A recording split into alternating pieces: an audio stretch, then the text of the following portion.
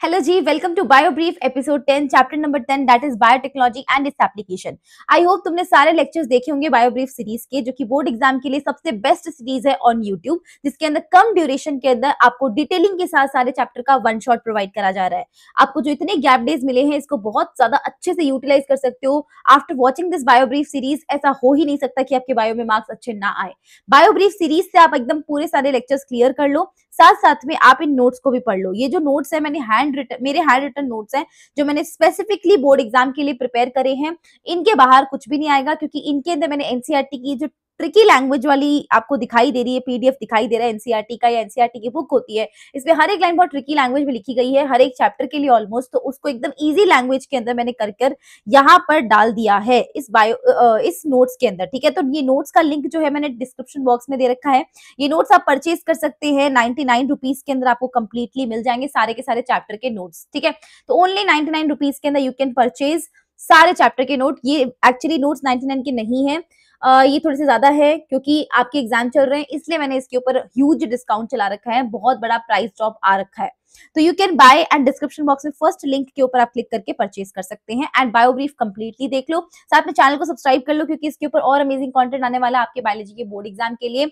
चाहे वो live session के अंदर हम एमसीक्यू प्रैक्टिस करेंगे या क्वेश्चन प्रैक्टिस करेंगे, सारे टाइप के क्वेश्चंस, न्यूमेरिकल्स बायो में कैसे सॉल्व करते हैं, मैराथॉन्स वगैरह, बहुत सारी चीजें आपके लिए प्लान्ड है। बहुत सारे वीडियोस आ भी रहे हैं, तो हर एक वीडियो को देखते जाओ, बायो को बहुत सॉलिड बना के 70 आउट ऑफ 70 स्कोर करना ही करना इस बार। ठीक है, चलिए तो स्टार्ट करते हैं बायोटेक्नोलॉजी एंड इट्स एप्लीकेशन। देखो, इसके लास्ट चैप्टर में हमने ये पढ़ा था कि बायोटेक्नोलॉजी के प्रिंसिपल एंड प्रोसेसेस क्या है। दैट मींस बायोटेक्नोलॉजी कैसे वर्क करती है, ठीक है, कैसे हम इसको यूज कर सकते हैं। नाउ अभी हमारा जो चैप्टर है, इसके अंदर ये है कि जो हमने पिछले चैप्टर में सीखा, इसको हम कहाँ यूज करते हैं, कौन कौन से सेक्टर्स में हम इसको बायोटेक्नोलॉजी को इम्प्लीमेंट कर रहे हैं, और करके हमारे पास क्या रिजल्ट्स आ रहे हैं। इसीलिए इसका नाम है बायोटेक्नोलॉजी एंड इट्स एप्लीकेशन। तो इसके एप्लीकेशन कहाँ कहाँ है? देखो, 3 क्रिटिकल रिसर्च एरियाज है हमारे बायोटेक्नोलॉजी के। सबसे पहला ये कि providing the best catalyst in the form of improved organism, usually microbe और प्योर एंजाइम। देखो, जनरली कोई भी रिएक्शन होती है, उसको फास्ट स्पीड पे करने के लिए अपन क्या करते हैं, कैटलिस्ट डालते हैं। अब कैटलिस्ट जो बायोलॉजी के अंदर, अगर अपन को कोई प्रोडक्ट बनवाना है, या अपनी कोई ऐसी रिएक्शन मुझे करवानी है बायोलॉजी के अंदर जिसको मुझे थोड़ा फास्ट करवाना है, तो उसके लिए जो बेस्ट कैटलिस्ट होते हैं, वो एक्चुअली के अंदर हम in the form of microbe provide करवाते हैं। माइक्रोब क्या करते हैं? माइक्रोब उस रिएक्शन को बहुत फास्ट स्पीड पे चलाते हैं। जैसे आपने अभी लास्ट वाले चैप्टर में हमने देखा था कि इंसुलिन हम कैसे, इंसुलिन का जीन जब हम इंसर्ट कर देते हैं, जीन ऑफ इंटरेस्ट जो हमारा होता है, उसको वेक्टर में इंसर्ट कर देते हैं, उसके बाद में हमारा इंसुलिन बहुत ज्यादा स्पीड से बनने लगता है, क्योंकि वो बैक्टीरिया डिवाइड करता रहता है, अपनी कॉपी बनाता है, तो हमारा जीन ऑफ इंटरेस्ट भी कॉपी करता है। तो कुछ इस तरीके से यहाँ पर भी ऐसा होता है कि भाई देखो, एक तरीके से ये माइक्रोब जो था, वो जो बैक्टीरिया डिवाइड करके अपनी कॉपी बना था, एक तरीके से वो बैक्टीरिया हमारे लिए क्या है, कैटलिस्ट ही तो है, जो फास्ट स्पीड में अपना प्रोडक्ट हमें बना के दे रहा है, हमारा प्रोडक्ट हमें बना के दे रहा है, राइट।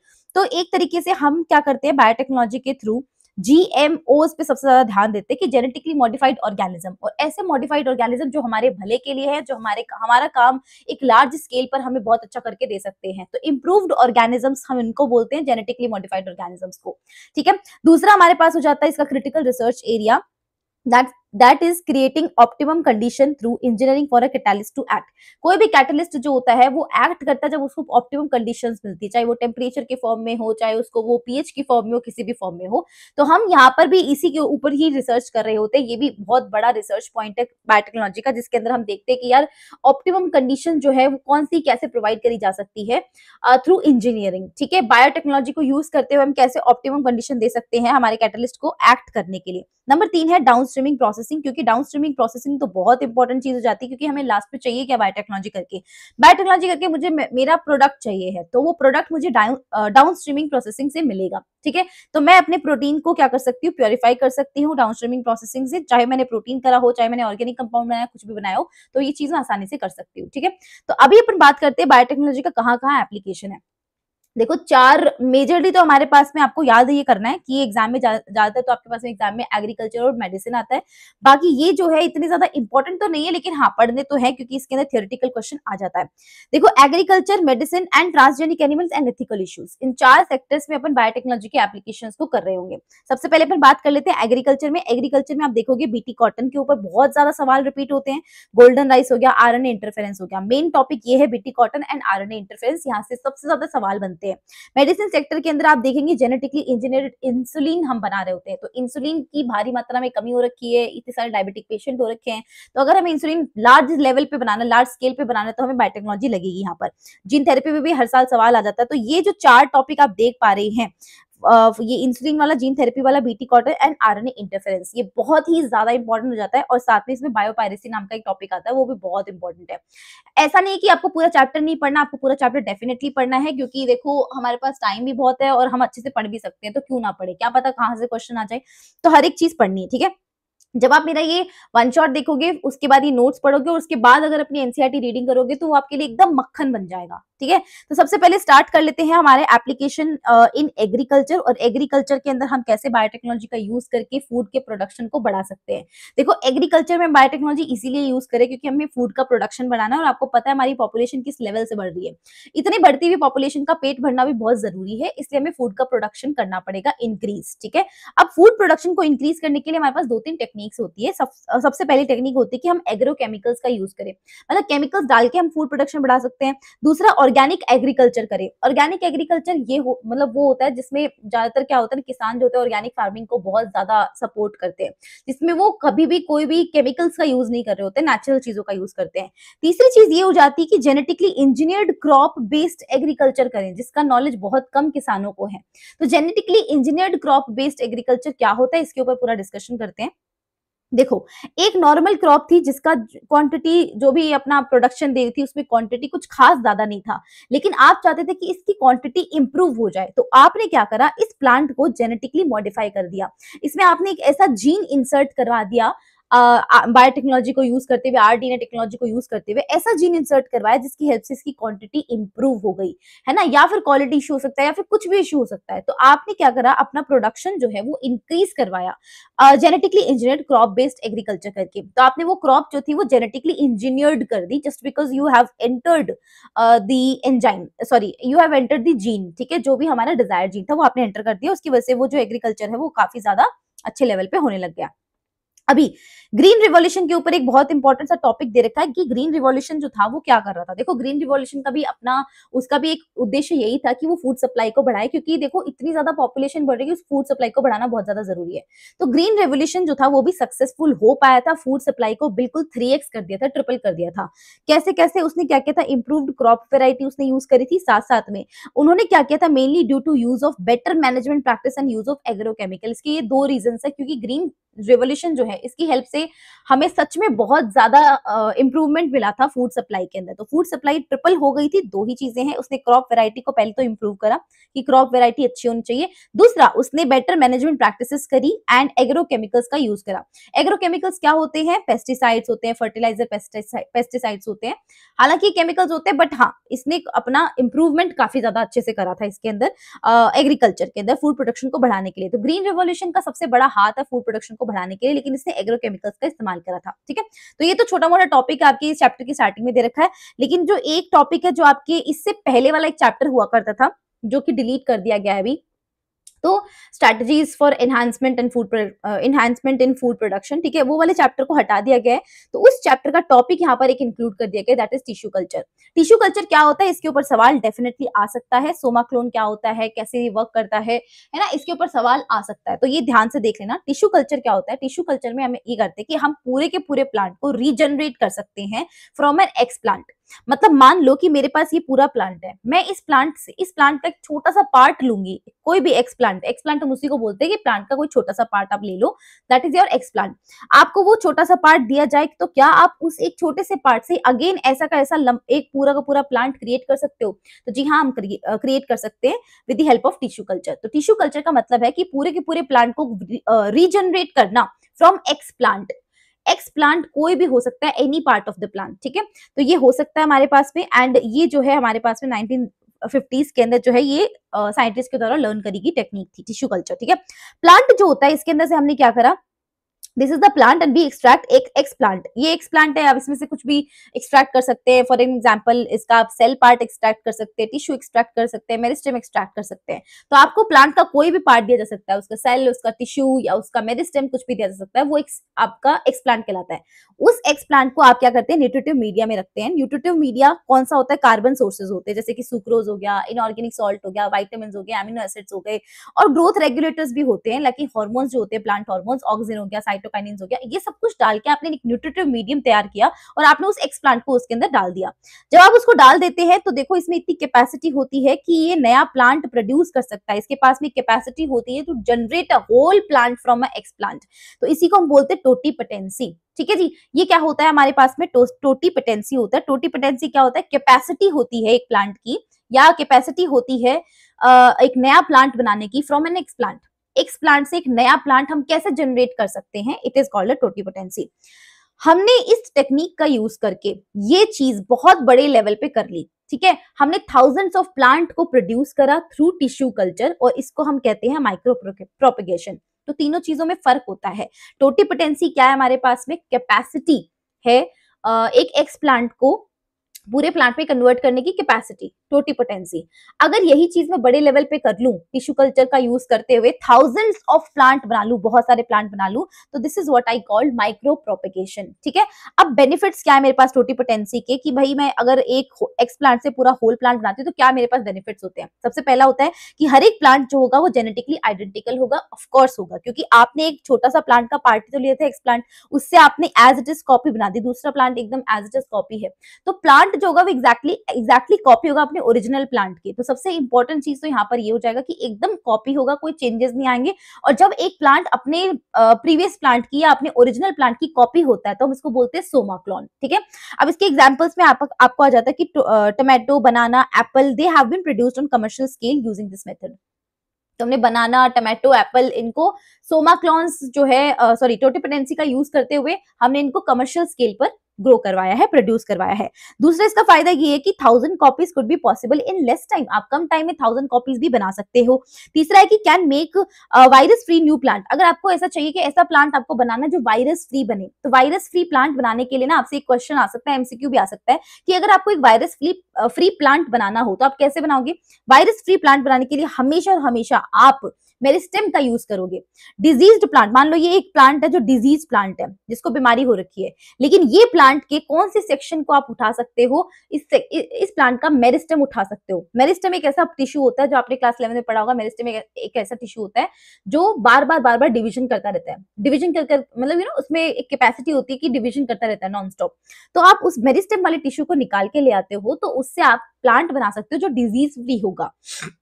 ठीक है, तो आप उसको एज अ एक्सप्लांट ले सकते हो, उससे आप बना सकते हो। कौन कौन से बना चुके हैं अब तक हम, बनाना, पोटैटो एंड शुगर केन बना चुके हैं। ठीक है, ये हो गया। नाउ हमारे पास आता है सोमेटिक हाइब्रिडाइजेशन। सोमेटिक हाइब्रिडाइजेशन का तो मतलब सबको पता होता है कि मैं दो चीजें लूंगी, दोनों को फ्यूज कर दूंगी और एक जो चीज मेरे पास बनेगी वो एक हाइब्रिड बनता है। लेट्स से कि एक के अंदर, यहीं पर मैं बता देती हूँ या फिर इसको छोड़ो, लेट्स से कि एक की क्वांटिटी अच्छी है, एक की क्वालिटी अच्छी है क्रॉप की। मैंने दोनों को हाइब्रिडाइज करवाया, जो मेरे पास हाइब्रिड क्रॉप बनी है उसमें क्वांटिटी एंड क्वालिटी दोनों आई है।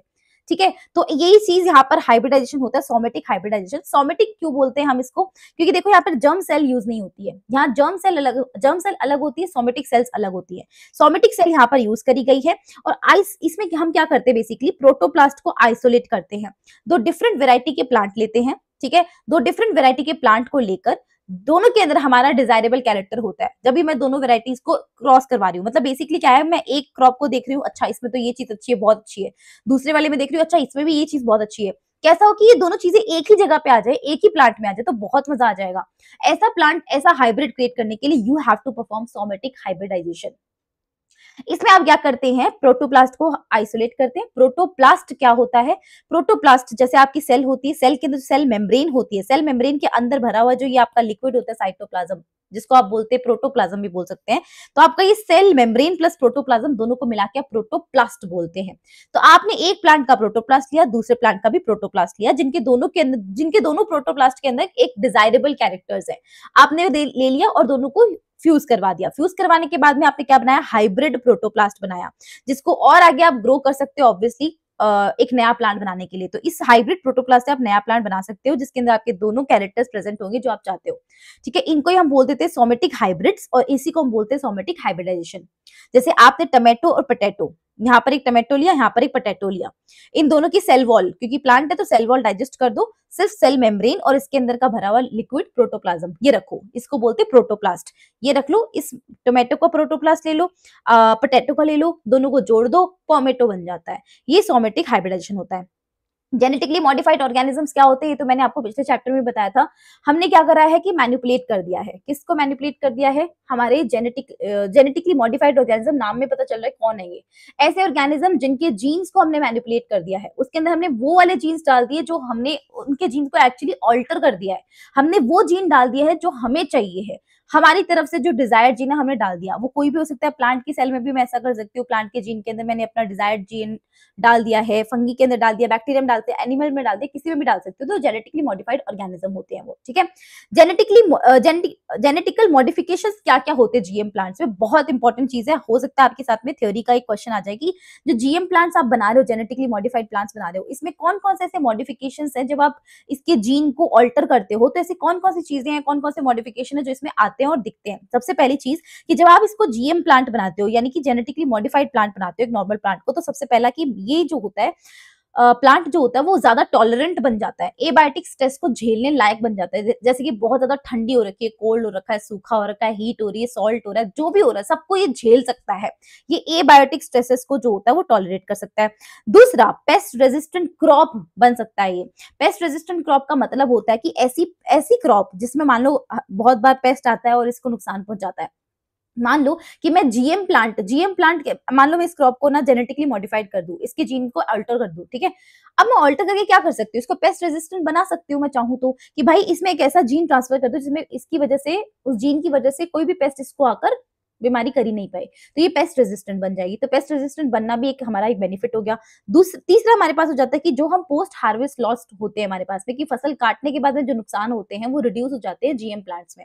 चौथा हमारे पास हो जाता है कि मिनरल यूजेस की एफिशिएंसी बहुत ज्यादा इंक्रीज हो जाती है। तो मिनरल यूजेस जो प्लांट पहले कर रहा था मिट्टी से, अब वो और ज्यादा कर पाएगा, मिट्टी से और अच्छे से मिनरल्स को एब्जॉर्ब कर पाएगा एंड उसका यूज कर पाएगा, ये भी इसका फायदा हो जाता है। एंड पांचवा हो जाता है कि इसके अंदर न्यूट्रिशनल वैल्यू भी इनहैंस हो जाती है। लाइक गोल्डन राइस होता है, गोल्डन राइस में विटामिन ए एनरिच्ड राइस होते हैं। ठीक है, तो ये 5 जेनेटिकल मॉडिफिकेशंस आते हैं जो जीएम प्लांट में प्रेजेंट होते हैं। अब आती सबसे इंपॉर्टेंट और काम की बात, जहां से सवाल हर बार आता है, दैट इज बीटी कॉटन। ध्यान से सुनना। देखो बीटी किसके लिए स्टैंड करता है? बीटी जो एक बैक्टीरिया के लिए स्टैंड करता है, बैक्टीरिया का नाम है बैसिलस thuringiensis। कभी भी हर एक सेशन में, अगर आपने बायोब्रीफ फॉलो करी होगी, बायोब्रीफ में मैंने हर एक सेशन में आपको बताया है, अभी भी बता देती हूँ। किसी का भी बायोलॉजिकल नाम लिखना हो, बैक्टीरिया या कोई भी आ जाए, कोई भी बायोलॉजिकल नाम लिखना हो, हमेशा फर्स्ट लेटर कैपिटल, बाकी सारे स्मॉल, और दोनों को अलग अलग अंडरलाइन करना होगा, अदरवाइज नंबर कट जाएंगे। बीटी स्टैंड्स किसके लिए करता है? स्टैंड्स फॉर बैसिलस thuringiensis नाम का एक बैक्टीरिया होता है। ये क्या करता है ना, एक इंसेक्टिसाइडल प्रोटीन बनाता है अपने अंदर। इस बैक्टीरिया की बॉडी में कुछ इंसेक्टिसाइडल प्रोटीन बनते हैं। इंसेक्टिसाइडल प्रोटीन के क्रिस्टल्स बनाता है। इंसेक्टिसाइडल प्रोटीन का मतलब ऐसे प्रोटीन जो इंसेक्ट्स को मारने के लिए रिस्पॉन्सिबल होते हैं, उनके क्रिस्टल्स बन रहे होते हैं। ये प्रोटीन क्रिस्टल्स जो होते हैं वो इंसेक्ट को मारते हैं। कौन से टाइप के इंसेक्ट को मारते हैं? 3 प्रकार के, एक लेपिडोप्टेरॉन होते हैं, कॉलियोप्टेरॉन होते हैं, डिप्टेरॉन होते हैं। लेपिडोप्टेरॉन होते हैं, उसके अंदर टोबैको, बडवर्म एंड आर्मी वर्म आता है, रटना इस चीज को। कॉलियोप्टेरॉन में बीटल्स आते हैं, डिप्टेरॉन्स में फ्लाइज एंड मस्किटोज आते हैं, मक्खी और मच्छर आ जाते हैं। ठीक है, इन स्पेसिफिक इंसेक्ट को मारने के लिए हमारे पास में क्या होता है? ये बीटी होता है। मतलब इसका प्रोटीन क्रिस्टल्स जो होते हैं, बैसिलस thuringiensis के जो प्रोटीन क्रिस्टल्स बनते हैं वो बहुत ज्यादा हानिकारक होते हैं, बहुत ज्यादा इंसेक्टिसाइडल होते हैं बेसिकली। ठीक है, अब हम क्या करते हैं, बैक्टीरिया जो होता है ना, एक्चुअली कैसे बना रहा होता है मैं आपको बताती हूँ। बैक्टीरिया जो है इसके अंदर एक जीन प्रेजेंट होता है, इस बैक्टीरिया में एक जीन प्रेजेंट है, क्राइजीन उसका नाम होता है। ये क्राइजीन एक प्रोटीन बनाएगा। जीन क्या है? डीएनए का सेगमेंट। डीएनए सेगमेंट आगे जाके क्या करता है? ट्रांसक्रिप्शन, ट्रांसलेशन, है ना। तो आरएनए प्रोटीन तो डेफिनेटली बनाएगा, तो ये जीन भी प्रोटीन बनाता है।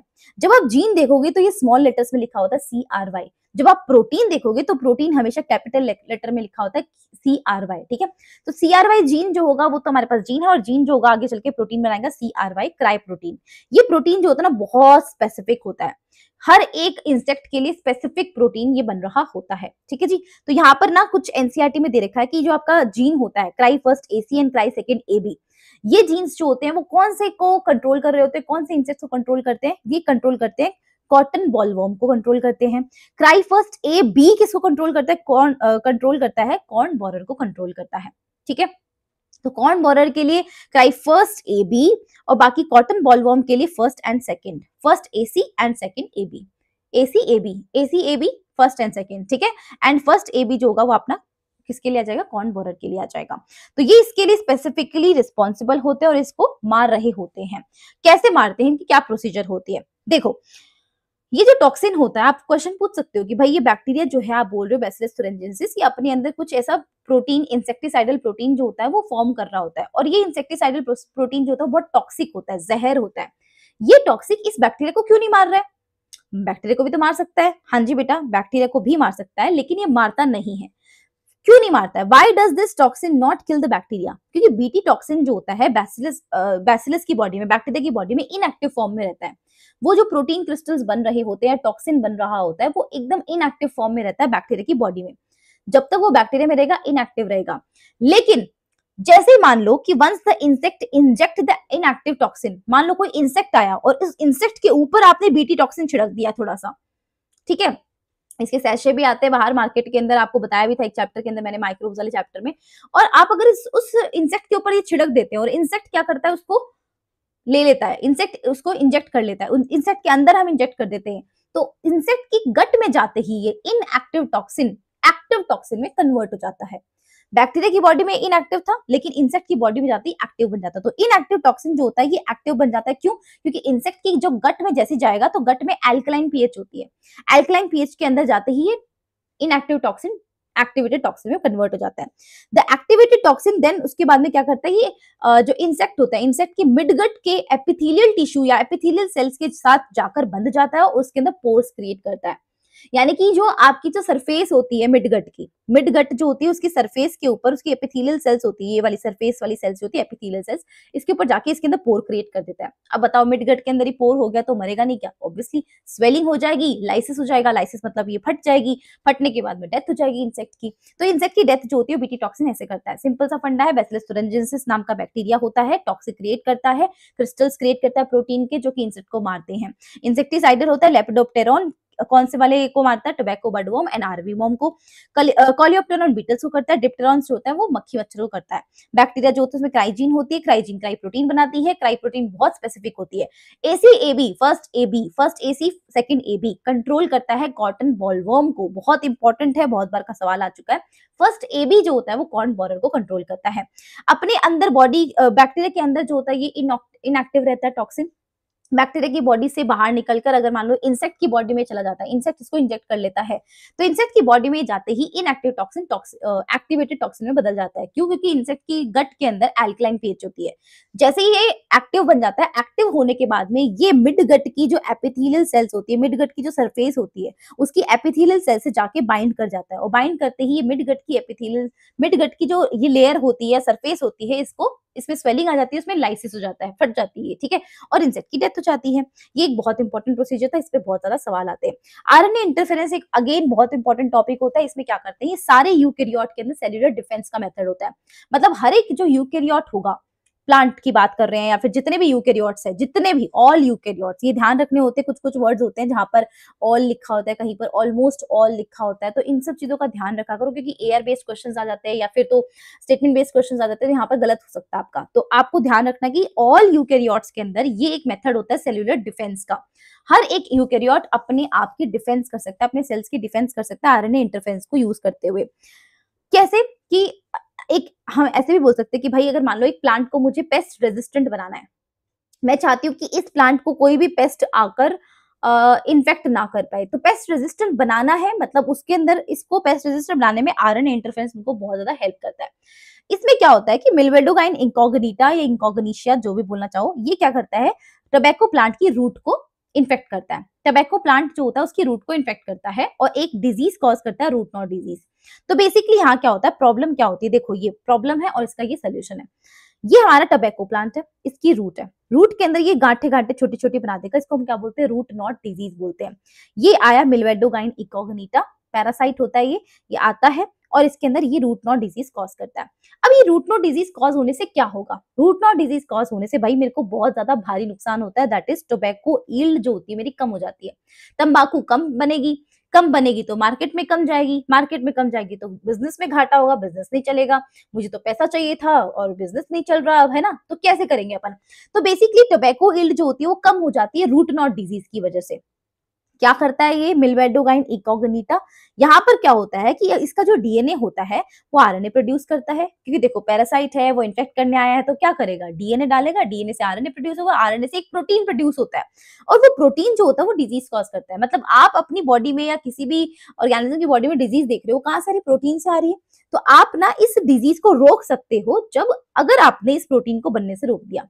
ठीक है, असली जड़ यही है कि ये मिलवेडोगाइन इनकॉग्निटा जो होता है इसके डीएनए आरएनए में कन्वर्ट हो रहा है और आरएनए प्रोटीन में कन्वर्ट हो रहा है और ये प्रोटीन डिजीज कॉज कर रहा है, रूट नॉट डिजीज। मैं नहीं चाहती कि ये प्रोटीन बने। अगर ये प्रोटीन नहीं बनेगा तो रूट नॉट डिजीज कॉज नहीं होगी, तो मैं प्रोटीन के बनने की प्रोसेस को रोकूंगी। प्रोटीन कहाँ से बनता है? आरएनए से बनता है, आरएनए से प्रोटीन बन रहा होता है। और आपको मैंने मॉलिक्यूलर बेसिस ऑफ इनहेरिटेंस में ये भी पढ़ाया था कि आरएनए जब सिंगल स्टैंडर्ड होता है तो उससे प्रोटीन बन सकता है। लेकिन मान लो कि मैं आरएनए को डबल स्टैंड कर दूं, मान लो मैं आरएनए को भी डबल स्टैंड कर दूं, क्या इससे प्रोटीन बन पाएगा? नहीं। तो बेसिकली क्या होता है कि डीएनए के जो दोनों स्ट्रैंड्स होते हैं ना, वो दोनों स्ट्रैंड्स हमेशा रेप्लिकेशन में तो पार्टिसिपेट करते हैं बट ट्रांसक्रिप्शन में सिर्फ एक पार्टिसिपेट करता है, क्योंकि आरएनए बना हमेशा सिंगल स्ट्रैंड ही बनना होता है। ये क्वेश्चन भी आपकी एनसीईआरटी पूछती है मॉलिक्यूलर बेसिस ऑफ इनहेरिटेंस में और मैंने आपको करवाया हुआ भी है, राइट। तो डीएनए जो होता है इसके दोनों स्ट्रैंड्स जो होते हैं वो रिस्पॉन्सिबल नहीं, मतलब डीएनए से जो आरएनए बनता है हमारे पास में, आरएनए को मैं क्या कर दूंगी? डबल स्ट्रैंड कर दूंगी। ठीक है, अब देखो मिलवेडोगाइन इनकॉग्निटा इसको आके इन्फेक्ट करेगा, इसके ऊपर मेरा बस नहीं चलता। मेरा बस चलता है कि मैं इस प्रोसेस को रोक सकती हूँ। कैसे रोकूंगी मैं इस प्रोसेस को? इस प्रोसेस को रोकने के लिए हमारे पास होता है एक nematode specific gene. Nematode specific gene को हम क्या करते हैं? इस प्लांट में इंट्रोड्यूस कर देते हैं। हम चाहते हैं कि ये प्लांट ही ऐसा बन जाए, हमें बार बार आके ना संभालना पड़े इसे कि इसको डिजीज हो गई। हम चाहते हैं कि इस प्लांट के अंदर ही हम एक ऐसा जीन डाल दे कि प्लांट अपनी खुद की सुरक्षा कर ले, सेल्फ डिफेंस कर ले। देख रहे हो, सेल्फ डिफेंस कर लेता है, सेल्यूलर डिफेंस होता है। तो हम चाहते हैं ये प्लांट खुद से खुद की सुरक्षा कर ले। कैसे हो सकता है ये? तो प्लांट के अंदर हम एक ऐसा जीन इंट्रोड्यूस करेंगे जो इस वाली प्रोसेस को रोक दे। वो जीन कैसे इस प्रोसेस को रोकेगा, बात करते हैं। हम वो जीन इंट्रोड्यूस करेंगे, नेमेटोड स्पेसिफिक जीन। ये नेमेटोड स्पेसिफिक जीन मैंने इस प्लांट की सेल में डाल दिया। अब ये क्या करेगा? ये डबल स्टैंडर्ड जो डीएनए होता है, नेमेटोड स्पेसिफिक जीन जो है वो क्या है? डीएनए का सेगमेंट ही तो है, डबल स्टैंडर्ड ही होगा ऑब्वियसली। तो ये डबल स्टैंडर्ड और डीएनए होता है नेमेटोड स्पेसिफिक जीन का, इसके दोनों स्ट्रैंड्स ही डीएनए के आरएनए प्रोड्यूस करते हैं। ठीक है, इसके दोनों ही स्ट्रैंड्स क्या करते हैं? डीएनए के आरएनए प्रोड्यूस करते हैं, डबल स्टैंडर्ड आरएनए प्रोड्यूस करता है। तो बेसिकली क्या करता है? दो प्रकार के आरएनए बनाता है, कॉम्प्लीमेंट्री आरएनए होते हैं दोनों एक दूसरे के, सेंस आरएनए और एंटी सेंस आरएनए। तो बेसिकली क्या हो रहा है? नेमेटोड स्पेसिफिक जीन आप लेकर आए, आपने इस प्लांट के अंदर घुसा दिया, टोबैको प्लांट में। ये नेमेटोड स्पेसिफिक जीन या डीएनए का सेगमेंट ही तो है ये। डीएनए का सेगमेंट जनरली आप जब अपना ट्रांसक्रिप्शन पढ़ते हो तो उसमें आप ये पढ़ते हो कि एक ही स्ट्रैंड होता है जो ट्रांसक्रिप्शन में पार्टिसिपेट करता है और आरएनए बनाता है। यहाँ उल्टा होता, यहाँ पर क्या होगा? इसके दोनों स्ट्रैंड्स पार्टिसिपेट करेंगे और आरएनए बनाएंगे। ये आरएनए बनेगा इस स्ट्रैंड से, ये आरएनए बनेगा इस स्ट्रैंड से। और क्या होगा फिर? ये दोनों आरएनए जो होंगे वो एक दूसरे के भी कॉम्प्लीमेंट्री होंगे, है ना। तो एक आरएनए को हम बोल देते हैं सेंस और एक को हम बोल देते हैं एंटी सेंस। तो हमारे पास दो प्रकार के आरएनए बनते हैं, एक होता है सेंस आरएनए, एक होता है एंटी सेंस आरएनए। दोनों आरएनए एक दूसरे के क्या होते हैं? कॉम्प्लीमेंट्री होते हैं, क्योंकि वो दोनों कॉम्प्लीमेंट्री डीएनए से बने हुए हैं। जब कॉम्प्लीमेंट्री होंगे तो तुमको पता है आपस में बॉन्डिंग कर लेंगे, कोई नहीं रोक सकता उसको दुनिया जहान में बॉन्डिंग करने से। बॉन्डिंग करते डबल स्टैंडर्ड बन जाएगा वो आरएनए। डबल स्टैंडर्ड आरएनए जो होता है ये बेसिकली इसमें एक एंजाइम रिस्पॉन्सिबल होता है, डाइसर नाम का। ये डबल स्टैंडर्ड आरएनए को ब्रेक किया जाता है छोटे छोटे पीसेस के अंदर। डाइसर नाम का एक एंजाइम बनता है, काइंड ऑफ प्रोटीन। एंजाइम क्या है? प्रोटीन ही होता है। तो डाइसर बेसिकली एंजाइम होता है, वो इस डबल स्टैंडर्ड आरएनए के छोटे छोटे पीसेस कर देता है। अब इन पीसेस को ले जाकर ये कहाँ अटैच कर देंगे हम? इस मेन आरएनए के ऊपर, जो असली मिलवेडोगाइन इनकॉग्निटा की वजह से बन रहा है। मिलवेडोगाइन इनकॉग्निटा ने अपना जीन ट्रांसफर करा, इसकी वजह से अपना डीएनए ट्रांसफर करा और इसकी वजह से आरएनए बन रहा है और आरएनए की वजह से प्रोटीन बन रहा है। मैं चाहती हूँ प्रोटीन ना बने, तो मैं क्या करूंगी? इस आरएनए को डबल स्टैंडर्ड बना दूंगी। इस आरएनए को मैं क्या करा दूंगी? ये वाला जो टुकड़ा है लाके इसके ऊपर चिपका दूंगी। तो बेसिकली ये मेरा इसका नेमेटोड का या पैरासाइट का जो आप बोल सकते हो, इसका क्या है? आरएनए है सिंगल स्टैंडर्ड। मैंने इसके ऊपर लाके चिपका दिया ये डबल स्टैंडर्ड आरएनए। ठीक है, ये डबल स्टैंडर्ड आरएनए जो होता है मैंने यहाँ पर ये जो अपना है लाके चिपका दिया। तो बेसिकली क्या हो रहा है? ये डबल स्टैंडर्ड आरएनए जो है जब इस मेन आरएनए के ऊपर चिपक जा रहा है तो बेसिकली ये इसको साइलेंस कर दे रहा है कि भाई आरएनए भाई साहब आगे चल के तुम्हें प्रोटीन नहीं बना सकते तुम जब सिंगल थे ना तभी तुम काम कर पा रहे थे, अब तो तुम मिंगल ट्रिंगल हो गए हो, अब नहीं कर सकते हो तुम, अब प्रोटीन नहीं बना सकते हो, क्योंकि वो क्या कर देते हैं इसको फिक्स कर देते हैं। तो ये यहाँ पर क्या हो जाता है साइलेंस कर देते हैं बेसिकली। तो ये एमआरएनए जो होता है नेमेटोड का, इस नेमेटोड का एमआरएनए जो होता है वो साइलेंस हो जाता है, उससे अब कोई प्रोटीन नहीं बनेगी, प्रोटीन नहीं बनेगी तो डिजीज नहीं कॉज होगी, और डिजीज कॉज नहीं होगी तो हमारी प्रॉब्लम सॉल्व। ठीक है, तो ऐसे बायोटेक्नोलॉजी हमें हेल्प कर रही होती है। अब हमारे पास एग्रीकल्चर का तो पोर्शन हो गया, बायोटेक्नोलॉजी कैसे एग्रीकल्चर में हेल्प करती है। अब आते हैं बायोटेक्नोलॉजी मेडिसिन में कैसे हेल्प करती है। मेडिसिन के अंदर देखो वर्ल्ड वाइड हमने 30 रिकॉम्बिनेंट प्रोटीन्स बनाए हैं, they are approved for human use. इंसानों के यूज के लिए हमने 30 रिकॉम्बिनेंट प्रोटीन बना चुके हैं हम। रिकॉम्बिनेंट प्रोटीन में कुछ भी हो सकता है, जैसे हमने इंसुलिन बनवाया वो भी एक रिकॉम्बिनेंट प्रोटीन ही है ना। 30 रिकॉम्बिनेंट प्रोटीन बनवाया है जो ह्यूमन यूज के लिए अप्रूव करवाए गए हैं। 12 तो आज भी मार्केट में बिक रहे हैं इंडिया के अंदर। 12 are marked in India, market नहीं मार्क्ड, ठीक है। जो 12 होते हैं वो इंडिया के अंदर मार्क करे गए हैं, ठीक है। अब क्या है, सबसे पहले हमारे पास आता है ये एनसीईआरटी का डेटा है तो पढ़ लो, ज्यादा कुछ इतना इंपॉर्टेंट नहीं है, बट हाँ जेनेटिकली इंजीनियर्ड इंसुलिन हम कैसे बनाते हैं और कैसे वो हेल्प करता है। जो डायबिटिक पेशेंट होते हैं पहले हम क्या करते थे, इंसुलिन देना बहुत जरूरी है। देखो इंसुलिन बेसिकली क्या करता है ना, आपके शुगर लेवल को, ब्लड में शुगर लेवल को कम करता है, ताकि आपका शुगर लेवल कम रहेगा तो आपके यूरिन के अंदर भी शुगर पास आउट नहीं होगा और आप ठीक रहोगे, मतलब है ना। अगर ज्यादा शुगर यूरिन के थ्रू पास आउट होने लग जाए तो बहुत सारी बीमारियां हो सकती है और भी, तो ये खतरनाक भी चीज होती है। तो आपको डायबिटिक पेशेंट्स को क्या देना पड़ता है, इंसुलिन देना पड़ता है। इंसुलिन एक हार्मोन होता है जो पेनक्रियाज रिलीज करता है हमारी बॉडी के अंदर। पेनक्रियाज के अंदर से इंसुलिन रिलीज हो रहा होता है बीटा सेल से। अगर आपने क्लास 11 थोड़ा बहुत पढ़ा हो ह्यूमन फिजियोलॉजी, तो वो इंसुलिन ब्लड में शुगर लेवल को कम करता है। अब ये इंसुलिन की अगर उस पेशेंट में, उस लड़के में या लड़की में जिसमें भी कमी हो गई होगी इंसुलिन की, तो वो इंसुलिन उसकी बॉडी प्रोड्यूस नहीं करेगी, पेनक्रियास प्रोड्यूस नहीं करेगा, तो इंसुलिन की कमी पड़ जाएगी। इंसुलिन कम हो गया तो इंसुलिन का काम कौन करेगा, इंसुलिन का काम क्या है, ब्लड शुगर लेवल को कम करना। अब इंसुलिन खुद नहीं है तो ब्लड शुगर लेवल कम नहीं होगा, ब्लड शुगर लेवल बढ़ जाएगा। अब बढ़े हुए ब्लड शुगर लेवल का हम क्या करेंगे, यूरिन में पास आउट होगा, फिर वो हमारे लिए हानिकारक बन जाएगा, हमारे लिए बिल्कुल भी नुकसानदायक। डेफिनेटली शुगर बढ़ी हुई हमेशा नुकसानदायक होता है। तो ये डायबिटिक पेशेंट के लिए सबसे बड़ी रिलीफ वाली चीज है जो हमने जेनेटिकली इंजीनियर्ड इंसुलिन बनाया। सबसे पहले के टाइम पर इंसुलिन जो था वो किसी को चाहिए होता था ना, तो हम इंसुलिन क्या करते थे, किसी के पेनक्रियाज से एक्सट्रैक्ट कर लेते थे। भाई ह्यूमन बीइंग का इंसुलिन, ह्यूमन बीइंग का पेनक्रियाज अगर इंसुलिन नहीं बना रहा है तो किसी और का तो बना रहा होगा। हम क्या करते थे, कैटल होते थे, पिग होते थे ना, इनके पेनक्रियाज से इंसुलिन को एक्सट्रैक्ट करते थे और ह्यूमन बीइंग में डाल देते थे, है ना। अब उससे क्या होता है कि किसी और का इंसुलिन, किसी और का प्रोटीन, इंसुलिन क्या है, प्रोटीन है, हार्मोन भी तो प्रोटीन ही होते हैं, प्रोटीन हार्मोन है। किसी और का प्रोटीन अगर मैं अपनी बॉडी में डालूंगी तो मेरी बॉडी का इम्यून सिस्टम तो जागेगा ना, बॉडी कहेगी भाई क्या आ गया, तो ऑब्वियसली हमारी बॉडी एलर्जिक रिएक्शन शो करेगी।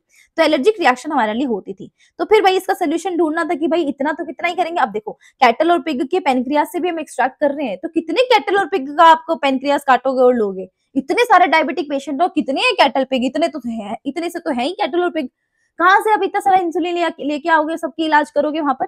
इसलिए फ्रेम में आता है हमारे पास में जेनेटिकली इंजीनियर्ड इंसुलिन, ठीक है। ये जो होता है बेसिकली इंसुलिन का जो प्रॉपर स्ट्रक्चर होता है वो कैसा दिखता है।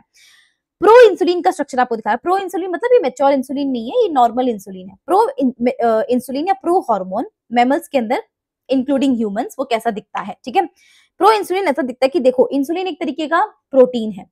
प्रोटीन क्या होता है, पेप्टाइड, पॉलीपेप्टाइड होता है। तो यहाँ पर हमारे पास में 3 चेन्स प्रेजेंट होती हैं, एक होता है ए पेप्टाइड, एक होता है बी पेप्टाइड, और इन दोनों के बीच में जो आपको दिखाई देता है कबाब में हड्डी, सी पेप्टाइड। अब कबाब में हड्डी वालों का कोई काम नहीं होता तो हमको क्या करना पड़ता है, सी पेप्टाइड को हटाना पड़ता है। जब तक ये सी पेप्टाइड यहाँ पे प्रेजेंट रहेगा तो ये इंसुलिन प्रो इंसुलिन कहलाएगा, इनएक्टिवेटेड कहलाएगा। मैंने इस सी पेप्टाइड को हटा दिया, यानी कि मैंने इसकी प्रोसेसिंग कर दी। प्रोसेसिंग करने के बाद ए और बी बच जाते हैं, और इन ए और बी को हम क्या कर देते हैं, डाइसल्फाइड बॉन्ड से आपस में जोड़ देते हैं। ये डाइसल्फाइड बॉन्ड जो होते हैं ना वो आपस में ए और बी को जोड़ देते हैं। अब हमारे पास जो इंसुलिन बना वो मैच्योर इंसुलिन बन चुका है, ठीक है। अब ये मैच्योर इंसुलिन जो है वो मेरे काम का है, और इससे मैं आगे जाके अपने साइड जितने भी डायबिटिक पेशेंट्स होते हैं उनका इलाज कर सकती हूँ। तो बैक्टीरिया जो होते हैं they can not do this complex process. Bacteria इतनी कॉम्प्लेक्स प्रोसेस खुद से नहीं कर सकते हैं।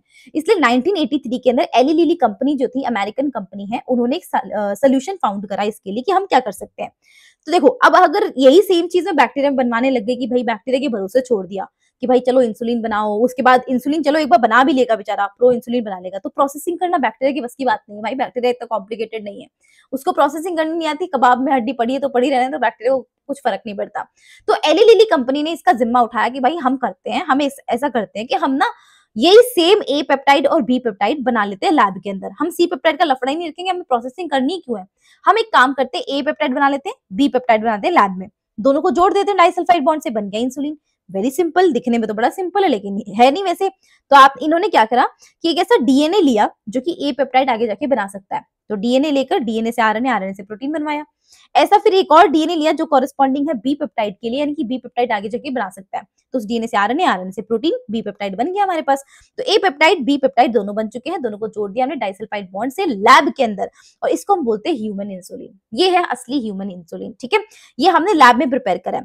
अब ये देखो एनसीईआरटी का डायग्राम हमारे पास में है, ये प्रो इंसुलिन दिखा रखा है ऊपर, ये ए पेप्टाइड है, बी पेप्टाइड है और सी पेप्टाइड को हमने फ्री कर दिया। तो बेसिकली हमारे पास में ब्लू वाली ए है, ग्रे वाली हमारे पास में सी है जो कबाब में हड्डी है, और ग्रीन वाली जो है बी है, ठीक है। ए और बी को जोड़ दिया हमने और सी को बाहर निकाल दिया, ऐसा हो गया। अब हमारे पास में ये तो हो गया इंसुलिन, ये बहुत इंपॉर्टेंट टॉपिक है। और अब आता है जीन थेरेपी, ये भी एक बहुत इंपॉर्टेंट टॉपिक है। जीन थेरेपी क्या करता है, ये अलाउ करता है हमें जीन डिफेक्ट को सही करने में।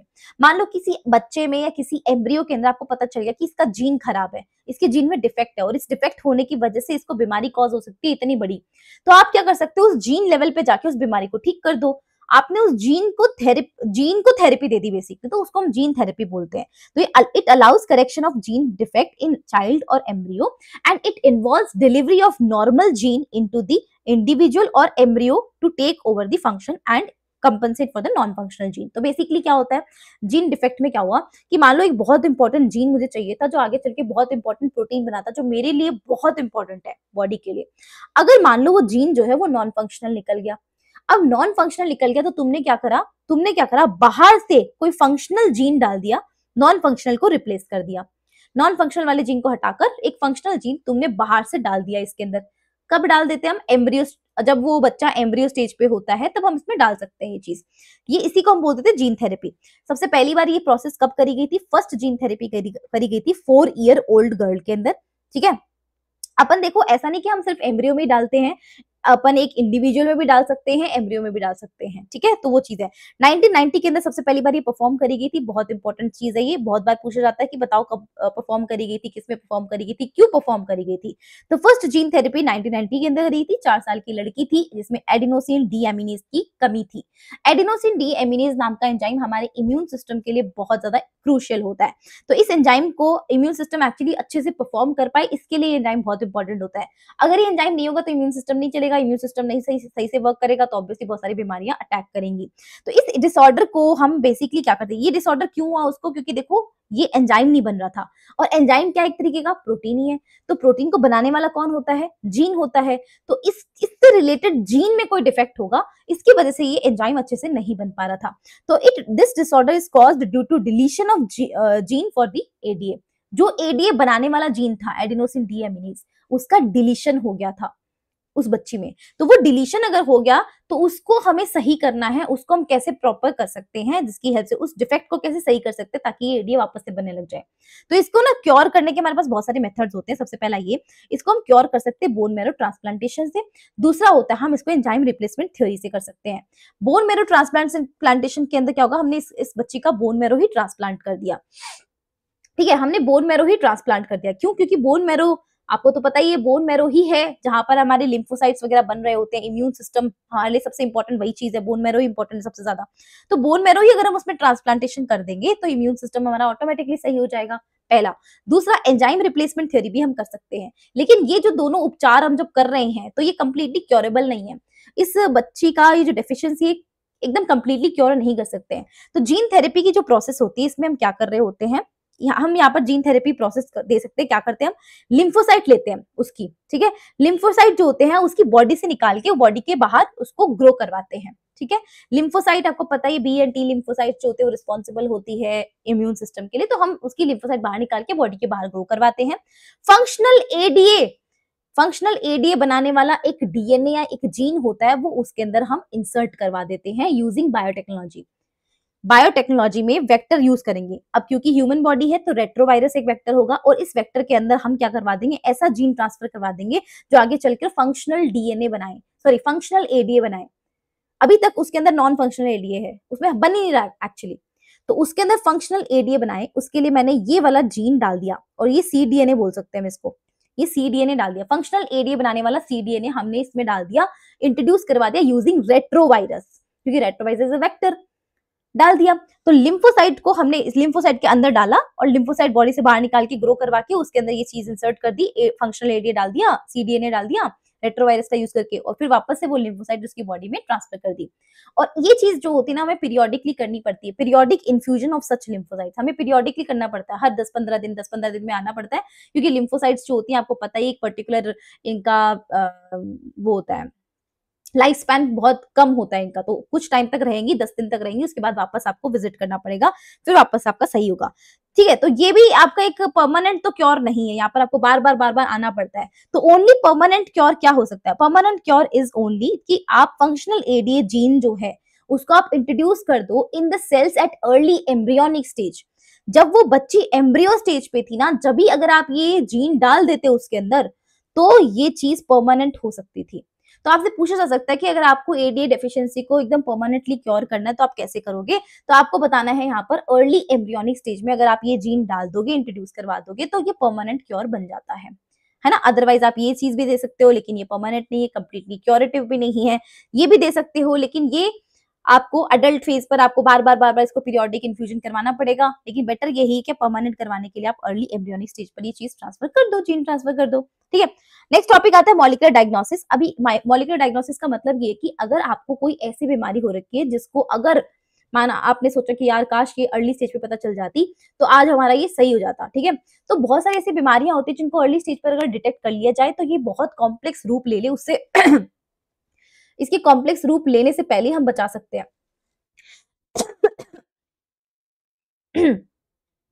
ठीक है, सॉरी। तो अर्ली डिटेक्शन करते हैं with conventional methods of diagnosis. ठीक है, जैसे जो हम बेसिकली क्या होता है ना कि हमें अगर बीमारी हुई मान लो तो मुझे उसका अर्ली डिटेक्शन करना है, तो कन्वेंशनल मेथड्स कौन से होते हैं कि मैंने सीरम ले लिया, मैंने यूरिन ले लिया, सीरम टेस्ट ले लिया, यूरिन टेस्ट ले लिया, और इससे मान लो कि हम करना चाहें कि चलो अर्ली डिटेक्ट कर लेते हैं इसको एचआईवी हो रखा है कि नहीं हो रखा है, इसको अर्ली स्टेज पे डिटेक्ट कर लेते हैं यूरिन टेस्ट करके, सीरम टेस्ट करके, तो पॉसिबल नहीं है, इससे पॉसिबल नहीं हो सकता। तो जेनेटिक मटेरियल जो होता है of a pathogen can be amplified using PCR and detect easily. हम क्या कर सकते हैं, उसको अर्ली टेक्निक पर, अर्ली स्टेज पर पता लगाने के लिए हम यूज करेंगे बायोटेक्नोलॉजी का, पीसीआर का। देखो छोटा सा, अगर कोई मान लो कोई जेनेटिक मटेरियल है पैथोजन का, कोई भी पैथोजन आपको बीमार कर रहा है तो अपना जेनेटिक मटेरियल आपको ट्रांसफर कर रहा है। अगर उसका जेनेटिक मटेरियल तुम्हारी बॉडी में आ चुका है तो वो जेनेटिक मटेरियल छोटा सा है, ठीक है, अर्ली स्टेज पे वो इतना ग्रो भी नहीं करा हुआ। अगर अर्ली स्टेज पर आप उस छोटे से जेनेटिक मटेरियल को आप करवा देते हो, क्या एम्पलीफाई करवा देते हो पीसीआर के अंदर, क्योंकि अभी आपके नेचुरल बॉडी के अंदर वो ग्रो करेगा, टाइम लेगा, लेकिन अगर आपने उससे पहले ही उसको निकाल कर पीसीआर के अंदर ग्रो करवा दिया तो आपको पता चल जाएगा, डिटेक्ट कर लोगे आप इजीली कि भाई ये किसका जेनेटिक मटेरियल है।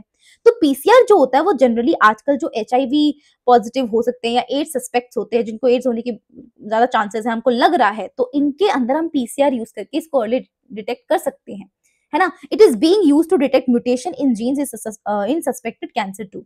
आपको पता है कि कैंसर, मैंने ह्यूमन हेल्थ एंड डिजीज में पढ़ाया था, कैंसर्स में भी क्या होता है, प्रोटोऑन्कोजीन जो होता है, प्रोटोऑन्कोजीन वो ऑन्कोजीन में कन्वर्ट हो जाता है, इनएक्टिवेटेड जीन था तो वो एक्टिवेटेड जीन में कन्वर्ट हो गया, म्यूटेशन की वजह से हो जाते हैं, ये म्यूटाजेंस होते हैं, कार्सिनोजेंस होते हैं, बहुत सारी चीजें होती है, इनकी वजह से सस्पेक्टेड कैंसर जो पेशेंट होते हैं, हम पता लग जाता है यार हाँ हो सकता है इसमें कैंसर है, तो हम इसको पीसीआर के टेक्निक के जरिए, या आजकल बहुत सारे ऐसे टेक्निक्स है भाई जिसके हेल्प से हम ये पता लगा सकते हैं कि इसको इसको क्या है, ये बीमारी हो सकती है कि नहीं हो सकती है, तो हम उसको अश्योर कर सकते हैं, बेसिकली डिटेक्ट कर सकते हैं। ठीक है, कैसे करते हैं हम, मान लो कि मुझे कोई म्यूटेटेड जीन पता लगानी है कि भाई मेरी बॉडी में कोई जीन का म्यूटेशन तो नहीं हो गया कहीं पर, तो जीन का म्यूटेशन पता लगाने के लिए मैं क्या करूंगी, मेरा डीएनए, ये मेरा जीन ऑफ इंटरेस्ट है या जो भी है मेरे पास में, लेट्स से ये मेरा डीएनए है, मैंने पता करना है कि मेरे डीएनए में कोई जीन म्यूटेशन तो नहीं हो रखा है, तो मैंने क्या किया, इस डीएनए का जेल इलेक्ट्रोफोरेसिस करा।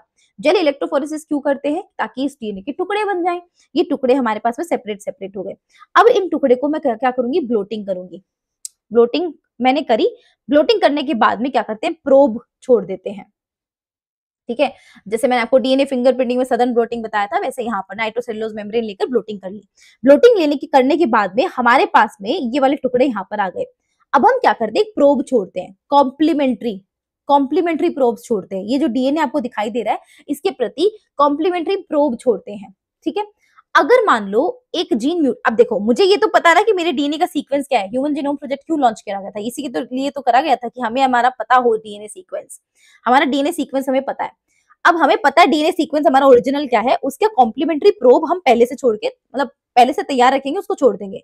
तो ये इस नाइट्रोसेलुलोज मेम्ब्रेन के ऊपर हमें पता है कि ये डीएनए का सीक्वेंस क्या है, तो हम क्या करेंगे, हमारा कॉम्प्लीमेंट्री प्रोब, एक जीन के लिए कॉम्प्लीमेंट्री प्रोब हम छोड़ेंगे। अगर वो जीन म्यूटेटेड है, बदलाव हो रखा है, तो प्रोब उससे जाके अटैच नहीं होगा, क्योंकि प्रोब तो कॉम्प्लीमेंट्री है और डीएनए स्ट्रैंड है ही आपके पास में सिंगल यहाँ पर, तो प्रोब जाके अटैच हो जाना चाहिए अगर कॉम्प्लीमेंट्री है तो। लेकिन अगर इस डीएनए में एक बदलाव हो चुका है जो कि हमें नहीं पता चला, और हमें तो यही पता था कि अच्छा ये सीक्वेंस होता है, उसके हिसाब से हमने कॉम्प्लीमेंट्री तैयार कर रखा था, लेकिन यहाँ तो बदलाव हो चुका है, तो हमारा प्रोब जाके अटैच नहीं हो पाएगा, क्योंकि वो कॉम्प्लीमेंट्री नहीं रहा, बदलाव हो गया, यहाँ पर म्यूटेशन हो गया है। तो ये हम इस तरीके से पता लगा सकते हैं म्यूटेटेड जीन का। ठीक है, तो पीसीआर को आजकल बहुत ज्यादा यूज किया जा रहा है, एंड म्यूटेटेड जीन को भी पता लगाने के लिए बहुत यूज किया जा रहा है सस्पेक्टेड कैंसर पेशेंट के अंदर पीसीआर का। ठीक है, ये जो प्रोब होता है बेसिकली सिंगल स्टैंडर्ड डीएनए भी हो सकता है या आरएनए भी हो सकता है, इसको हम रेडियो एक्टिव मटेरियल से टैग करते हैं ताकि हमें दिखाई दे, चमके, ठीक है, दिखाई दे, and is allowed to hybridize with the complementary DNA suspected for the mutation. और इसको अलाउ किया जाता है ताकि ये जाए और इस डीएनए के साथ में या कोई भी डीएनए के साथ में ये जाके फ्यूज कर पाए, कोई भी डीएनए के साथ में हाइब्रिडाइज कर पाए। ठीक है, कोई भी डीएनए के साथ में हाइब्रिडाइज कर पाए। ठीक है, तो ये क्या हो जाता है, कॉम्प्लीमेंट्री डीएनए के साथ में हाइब्रिडाइज कर पाएगा सस्पेक्टेड ऑफ म्यूटेशन। जो भी डीएनए सस्पेक्टेड है आपको कि म्यूटेशन के लिए होगा, तो उसके साथ में क्या होगा, हाइब्रिडाइज कर पाएगा। नॉर्मल डीएनए जो होता है वो हाइब्रिडाइज कर जाता है प्रोब के साथ में, लेकिन म्यूटेटेड डीएनए ऑब्वियसली नहीं कर पाएगा क्योंकि उसका सीक्वेंस बिगड़ गया है। प्रोब का सीक्वेंस कुछ और था कॉम्प्लीमेंट्री, इसका कुछ और हो गया, तो ऑब्वियसली वो जाके फ्यूज नहीं कर पाएगा, हाइब्रिडाइज नहीं कर पाएगा। ये हाइब्रिडाइजेशन जो होता है हम डिटेक्ट करते हैं ऑटो रेडियोग्राफी से, है ना। तो पहले आपने क्या करना है, जेल इलेक्ट्रोफोरेसिस यूज करना है, सारे सेगमेंट्स बनाने हैं, इसके प्रति जो आप ब्लोटिंग कर लोगे, सदर्न ब्लोटिंग नाइट्रोसेलुलोज मेम्ब्रेन पे ले आओगे, कॉम्प्लीमेंट्री प्रोब आप छोड़ोगे, वो कॉम्प्लीमेंट्री प्रोब जो होगा वो रेडियो एक्टिव लेबल्ड होगा ताकि आप उसको देख पाओ ऑटो रेडियोग्राफी के जब आप करोगे तब। ऑटो रेडियोग्राफी एक्सरे फिल्म की हेल्प से करते हैं, आपको पता ही है, जीन डीएनए फिंगरप्रिंटिंग में पढ़ाई है हमने। तो ये क्या होता है, अगर हाइब्रिडाइज उसी के साथ होगा बेसिकली जो इसका कॉम्प्लीमेंट्री डीएनए, अगर कॉम्प्लीमेंट्री नहीं है तो हाइब्रिडाइज नहीं होगा, दैट मींस हमें पता चल जाएगा कि अच्छा ये हाइब्रिडाइज नहीं हुआ, दैट मींस ये म्यूटेशन हो गया है, यहाँ पर म्यूटेशन हो गया है इसीलिए वो हाइब्रिडाइज नहीं हो पाया, नहीं हुआ होता तो हाइब्रिडाइज हो जाता अभी तक। एलिजा की बात करें तो एलिजा का फुल फॉर्म क्या होता है, एब्रीविएशन सारे याद कर लेना, एब्रीविएशन बहुत इंपॉर्टेंट है, एब्रीविएशन के लिए अलग से एक वीडियो बना दूंगी बोलोगे तो, ठीक है। एलिजा का फुल फॉर्म है एंजाइम लिंक्ड इम्यूनोसॉर्बेंट एसे। एंजाइम लिंक्ड इम्यूनोसॉर्बेंट एसे जो होता है वो बेस्ड होता है किसके ऊपर, एंटीजन एंटीबॉडी रिएक्शन के ऊपर। बेसिकली क्या होता है, infection can be detected by the presence of antigen या प्रोटीन ऑफ ग्लाइकोप्रोटीन और by detecting antibody synthesised against the pathogens. देखो एक तो हो गया कि हमने पीसीआर के थ्रू अर्ली डिटेक्शन कर लिया बीमारी का, पहला टेक्निक तो पीसीआर के थ्रू कर लो कि आपने उस जीन का एम्पलीफाई कर दिया, आपको पता चल गया। दूसरा अर्ली डिटेक्शन के लिए आप एलिजा भी यूज करते हो, एंजाइम लिंक्ड इम्यूनोसॉर्बेंट ऐसे। इसमें आप क्या करते हो, एंटीजन एंटीबॉडी रिएक्शन का यूज करते हो। मान लो कि तुम्हारी बॉडी में कोई पैथोजन एंटर करा, और आपने ह्यूमन हेल्थ डिजीज पढ़ रखा है बायोब्रीफ से, आपको पता है, तो अगर आपके बॉडी में कोई पैथोजन एंटर करा और पैथोजन एंटर करती है, आपकी बॉडी क्या करती है, एंटीबॉडीज बनाती है ना, एंटीबॉडीज बनवाती है आपकी बॉडी पैथोजन के एंटर करती। तो आप एलिजा का यूज इस केस में करते हो कि आप अपनी बॉडी में या तो ये चेक करोगे कि एंटीजन आया कि नहीं आया, क्योंकि एंटीजन क्या एक प्रोटीन है, तो एंटीजन प्रोटीन या ग्लाइकोप्रोटीन जो भी बोलो, तो अगर आपकी बॉडी में एंटीजन का प्रेजेंस है तो आपको वैसे पता चल जाएगा। या फिर आप डिटेक्ट कर सकते हो, एंटीजन नहीं डिटेक्ट कर पाओ तो आप ये डिटेक्ट कर सकते हो कि आपकी बॉडी में क्या उस एंटीजन के खिलाफ एंटीबॉडी बन चुकी है। अगर आपकी बॉडी में एंटीबॉडी बन चुकी है, दैट मीन्स कि आपकी बॉडी में कोई तो आया था एंटीजन जिसके खिलाफ आपकी बॉडी ने एंटीबॉडी बना के रखी है। समझ पा रहे हो भाई, तुम्हारी बॉडी के अंदर ऑलरेडी एंटीबॉडी बनी हुई है, ठीक है। वो एंटीबॉडी क्यों बनी होगी, क्योंकि कोई एंटीजन आया होगा, तो एंटीजन आया तभी तो एंटीबॉडी बनी है। तो एलिजा इसी को डिटेक्ट कर लेता है कि भाई ये एंटीबॉडी बन रखी है, या तो ये एंटीबॉडी को डिटेक्ट कर लेता या तो एंटीजन को डिटेक्ट कर लेगा डायरेक्टली। तो अगर ये एंटीबॉडी को डिटेक्ट कर लेता है कि भाई एंटीबॉडी बन रखी है, तो मतलब एंटीजन आया था, मतलब पैथोजन आया था कोई ना कोई, तो इससे आपका पता चल जाता है और डिटेक्शन भी हो जाता है, बीमारी का, इन्फेक्शन का डिटेक्शन हो जाता है, ठीक है। अब हमारे पास में एक और इम्पोर्टेंट टॉपिक आता है ट्रांसजेनिक एनिमल्स। ट्रांसजेनिक एनिमल्स क्या होते हैं? देखो, जो एनिमल्स जैसे जेनेटिकली मॉडिफाइड ऑर्गेनिजम्स होते हैं, वैसे ट्रांसजेनिक एनिमल्स होते हैं जिसके अंदर, मान लो कोई एक ऐसा एनिमल है जिसके अंदर मैंने, जिनका डीएनए, एनिमल का खुद का पर्सनल डीएनए जो था, उस डीएनए को मैंने क्या कर दिया, मैनिपुलेट कर दिया। उस डीएनए के अंदर मैंने एक्स्ट्रा फॉरेन डीएनए पोजेस कर दिया, डाल दिया। मैं चाहती हूँ कि उसके मेन डीएनए के अंदर जो मेरा डीएनए है, ये वाला फॉरेन डीएनए, वो भी जाके अपने आप को एक्सप्रेस करे। यही होते हैं ट्रांसजेनिक एनिमल्स, ठीक है। तो ऐसे एनिमल्स को हम ट्रांसजेनिक एनिमल्स कहते हैं जिन एनिमल्स का खुद का डीएनए मैंने मैनिपुलेट करके उसके अंदर कौन सा डीएनए इंसर्ट कर दिया है, वो डीएनए इंसर्ट कर दिया जो मेरा डिजायर्ड डीएनए है, फॉरेन डीएनए है, वो इंसर्ट कर दिया ताकि वो अपने आप को एक्सप्रेस कर पाए। ट्रांसजेनिक रैट भी बना चुके हैं हम, रैबिट बना चुके हैं, पिग्स, शीप, काउज, फिश, ये सब कुछ प्रोड्यूस कर चुके हैं। 95% of all the transgenic animals are mice. 95% जो है वो जनरली ट्रांसजेनिक एनिमल्स कौन से हैं? चूहे हैं। क्या बेनिफिट्स हमें ट्रांसजेनिक एनिमल्स के? सबसे पहला benefit normal physiology and development में, कि ट्रांसजेनिक एनिमल्स जो होते, they can be specifically design to allow the study of how genes are regulated and how they affect the normal function of the body and its development.